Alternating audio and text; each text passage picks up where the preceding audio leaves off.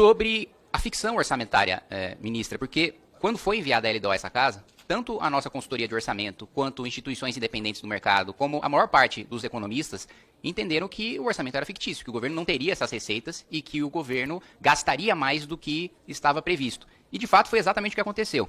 Estava previsto um superávit de 14 bilhões de reais e agora, no relatório do meio do ano, que o governo nos envia, nós temos a previsão de um déficit de 40 bilhões de reais. E isso não ocorre por falta de aviso. A PEC da transição e a aprovação do arcabouço fiscal foram um erro, estão nos levando, são os responsáveis para o colapso orçamentário reconhecido por Vossa Excelência que nós vamos viver em 27, se nós temos a constatação de que vamos ser atropelados por um trem e que esse atropelamento já está contratado e que nós temos a certeza de que vamos perder 100% do nosso orçamento discricionário, por que esperar até as eleições acontecerem e trabalhar nesse pequeno período de tempo entre o período eleitoral, o segundo turno, até a posse do presidente da República no ano de 2027.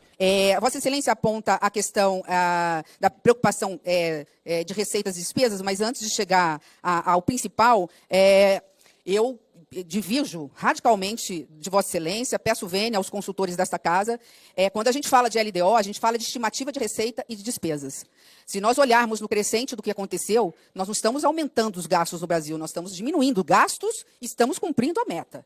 Tanto é verdade, né, e isso graças ao crescimento do Brasil. Qual foi a última vez que o Brasil cresceu concomitantemente, juntando e somando 7% ao ano? E mesmo as estimativas de crescimento desse ano conservadoras, por parte do mercado e por nossa parte, vão ser novamente surpreendidos, porque passaremos seguramente de 2,2%, podemos chegar a 2,3%, 2,4%, quem sabe até 2,5% do PIB brasileiro. Então, a Lei de Diretrizes Orçamentárias é a estimativa de receitas e de despesas.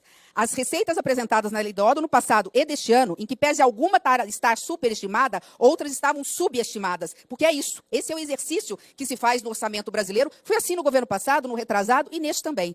Então, neste da LDO deste ano, por isso que eu só falei que é uma pena Vossa Excelência não estar aqui, porque eu sei que essa semana foi uma semana muito intensa. Eu sei que tem muitos ministros aqui, muitas comissões, então cada um tem que estar em uma comissão diferente. Nós fizemos ajuste nesse ano de receitas que nós tínhamos superestimado o ano passado, por exemplo, receitas não administradas do governo em relação às concessões e permissões, que foram frustradas ano passado, e outras vieram positivas e compensaram essa frustração. Nós já fizemos esse ajuste e já olhamos por outro lado. Então, estimativa de receita e despesa é ano a ano, é a cada 2, 3 meses. É por isso que nós temos também relatório bimestral e assim por diante. Mas, assim, indo direto ao ponto que eu acho que Vossa Excelência focou em relação à minha fala, e eu digo novamente em relação a ela, e não divirjo em nenhum momento do que pensa também o governo, 2027, nós temos um problema, e quando eu disse isso no programa da Miriam Leitão, eu disse com toda a informação que tenho do orçamento brasileiro, que é ter que colocar de novo o precatório para dentro do orçamento. Então, eu estava me referindo a essa questão. Como nós temos que colocar para dentro do orçamento mais ou menos 60 bilhões de despesas, nós temos um problema sério no orçamento, que se não resolvemos isso, nós vamos entrar em shutdown.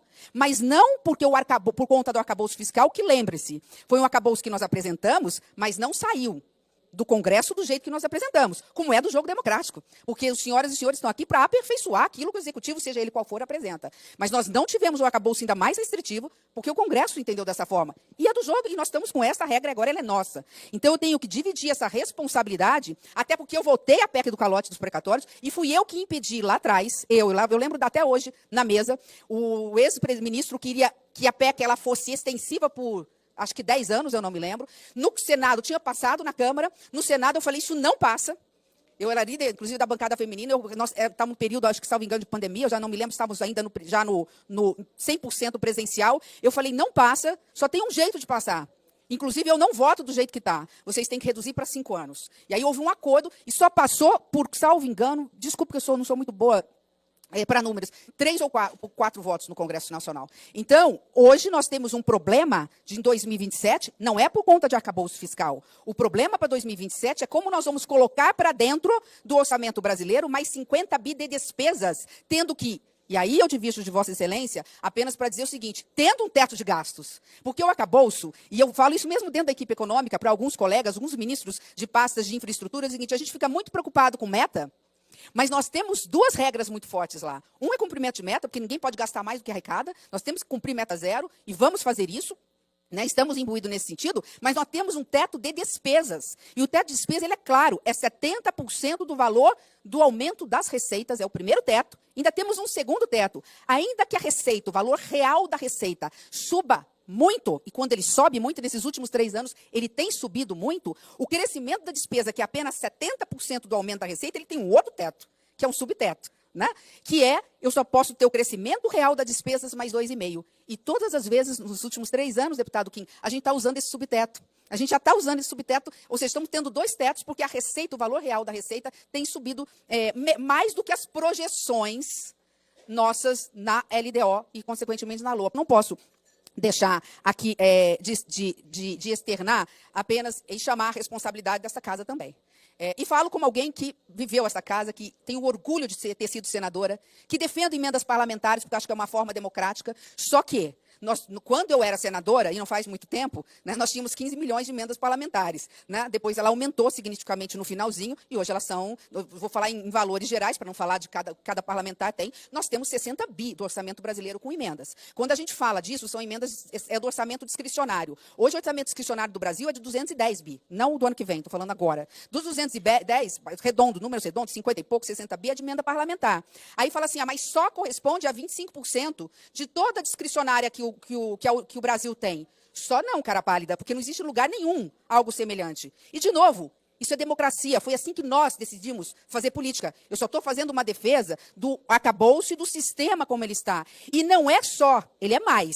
Porque quando eu olho pelo lado das discricionárias que o governo federal tem, sabendo que tem algumas que têm fluxo obrigatório com a saúde e com a educação, o que o governo federal, o presidente Lula ou qualquer presidente tem ou terá, não são os outros 75%, porque ele tem também uma obrigação de cumprir piso para investimento, piso para educação, piso para saúde. Então, a discricionária também do governo federal, que é livre, ela cai para algo em torno de 60% na proporção. Então, eu estou só compartilhando, até porque também é da minha pasta, a parte de revisão de gastos, que existem 2 tipos de revisões de gastos importantes para se fazer. Um é corte.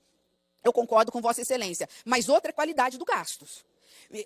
Eu não vou aqui porque, de novo, eu respeito as decisões do Congresso, porque elas aperfeiçoam as decisões do Executivo. Mas nós colocamos o projeto dos supersalários para votar. Nós aprovamos, nós concordamos com esse projeto em avançar. Está aqui a PEC dos militares. Nós colocamos uma série de medidas de contenção que o Congresso Nacional entendeu o seguinte, olha, isso aqui sim, isso aqui não, isso aqui eu reduzo, e nós tivemos uma diminuição da economia que podíamos fazer, fruto da decisão democrática de um poder colegiado como o Congresso Nacional. Então, se há responsabilidade com esse fiscal e na parte de cortes e na parte de qualidade dos gastos públicos, ela tem que ser compartilhada, Congresso Nacional e Poder Executivo.